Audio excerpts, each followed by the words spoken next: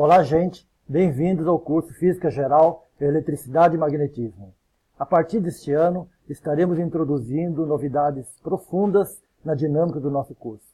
Este vídeo destina-se a explicar a vocês, de modo bastante rápido, como é que vai se dar todo o desenrolado do nosso curso. A estrutura do curso que nós estamos propondo, Física Geral, Eletricidade e Magnetismo, em primeiro lugar, o assunto que nós iremos abordar é a teoria eletromagnética. O curso se destina a alunos de engenharia, física, química, matemática e ciências em geral. A avaliação do mesmo se dará através de 2 provas, valendo 10 pontos cada uma, e uma prova substitutiva, que já é praxe da nossa instituição. O curso todo estará dividido em 12 módulos e passaremos então a explanar como é que se dá cada um desses módulos. A estrutura do módulo, cada módulo estruturar-se-á da seguinte forma. Em primeiro lugar, um filme de até 5 minutos, apresentando de forma bastante rápida e direta a teoria que será abordada no módulo. A seguir, os alunos receberão as telas do filme em PDF para que possam estudar segundo o seu critério e seu ritmo de aprendizado.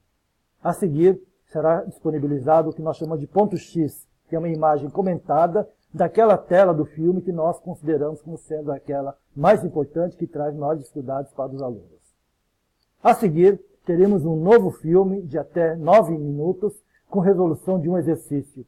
Isso se dará de forma bastante completa, minuciosa e com bastante animação para que os alunos possam acompanhar o passo a passo como é que o exercício é resolvido. Novamente, após o filme, será disponibilizado as telas que basearam o filme, de modo que o aluno possa estudar com o material escrito, passo a passo, que foi feito no filme. Além disso, teremos ainda uns links para filmes de outras instituições que os alunos poderão ver uma nova forma de abordagem dessa teoria. A seguir, teremos então um texto em PDF, contendo a teoria de forma bastante detalhada. Quando o aluno quiser então se aprofundar no assunto, ele deve estudar esse material, que é basicamente uma apostila do curso. A seguir, a bibliografia, com indicação dos livros-textos e das páginas dos livros-textos onde serão encontrados a matéria. Teremos ainda as perguntas e dúvidas mais frequentes que os alunos costumam apresentar. Isso estará então listado, de modo que vocês possam então acessar rapidamente. E por último, o quiz, uma autoavaliação para testar o aprendizado do assunto. Vamos ver então um exemplo de um filme para que vocês possam ter uma ideia de como é que é cada um desses filmes aí que serão apresentados a vocês. Vamos já aproveitar e falar dos fenômenos eletromagnéticos como uma forma de ir esquentando os motores. Afinal, estamos iniciando o curso e vocês estão começando a aprender como interagir com essa disciplina. Então vamos lá, fenômenos eletromagnéticos. Vamos começar pelo início mesmo, a descoberta dos fenômenos de eletricidade e magnetismo. Tudo remonta à antiguidade. Por exemplo, a eletricidade começa com Tales de Mileto, ainda na antiguidade, na Grécia Antiga, quando o âmbar, que é um material, é basicamente uma seiva de árvore que se solidificou com o tempo, né? Que esse âmbar tem o nome de elétron em grego, daí o nome de eletricidade para o fenômeno. Tales de Mileto e outros da antiguidade verificaram que este âmbar, quando atritado num tecido ou numa lã de carneiro, ele adquire uma propriedade muito interessante, que é o de atrair corpos leves. Por outro lado, lá na Magnésia, na Ásia Menor, ainda na antiguidade, já se sabia que havia um certo tipo de material, uma rocha chamada magnetita, que hoje sabemos que é um óxido de ferro, e essa magnetita, ele tinha uma propriedade também muito interessante. Ele apresentava a capacidade de atrair outros pedaços de magnetita, ou mesmo pedaços de certos materiais.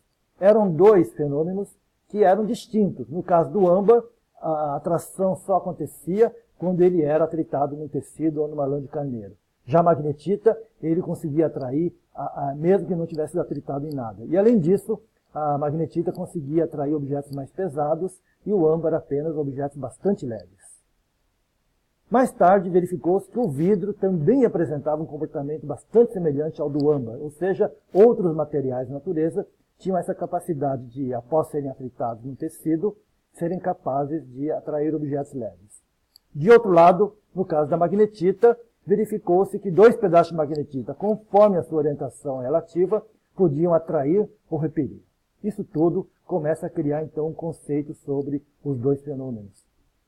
O conceito de que há atração e há repulsão.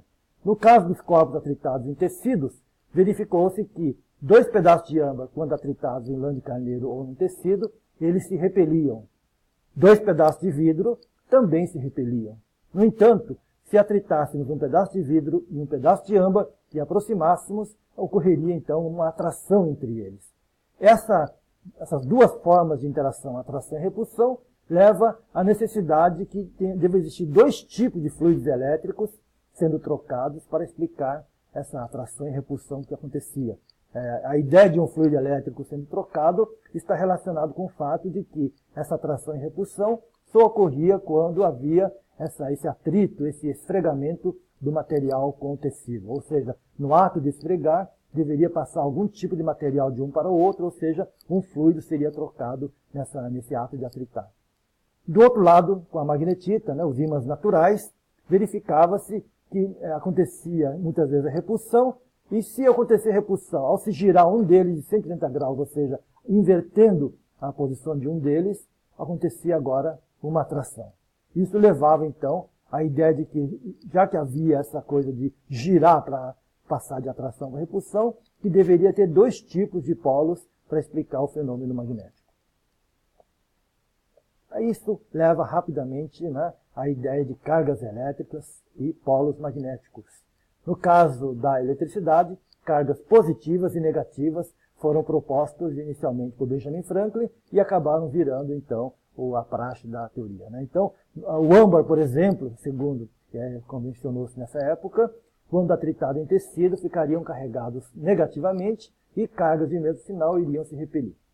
No caso do vidro, ele ficaria carregado positivamente e também, novamente, ocorreria a repulsão. E o vidro com o âmbar, um estaria carregado negativamente, o outro positivamente, e com isso haveria, então, a atração. A conclusão óbvia aí é que cargas de mesmo sinal se repelem, cargas de sinais contrários se atraem. No caso dos polos do ímã, convencionou-se chamar de polo norte e polo sul, porque sabia-se já nessa altura que um pedaço de ímã, se colocado em cima de um tonel de água flutuando, por exemplo, ele teria a liberdade de se movimentar se alinhando no sentido norte e sul. Quando eu tenho 2 ímãs com polos de mesmo nome virado um para o outro, aconteceria a repulsão. Se houvesse um deles girando, e aí então teríamos um ímã com polo norte e outro com polo sul mais próximo, aconteceria a atração. Conclusão, polos de mesmo nome se repelem e polos de nomes diferentes se atraem. Isso tudo leva, então, ao conceito de força elétrica e força magnética.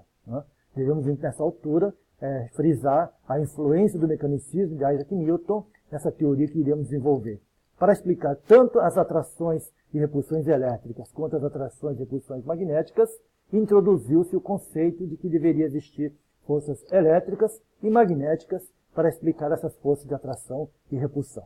É isso, gente. Por hoje é só. Vamos então para as aulas que nós mandaremos a seguir. Obrigado, gente.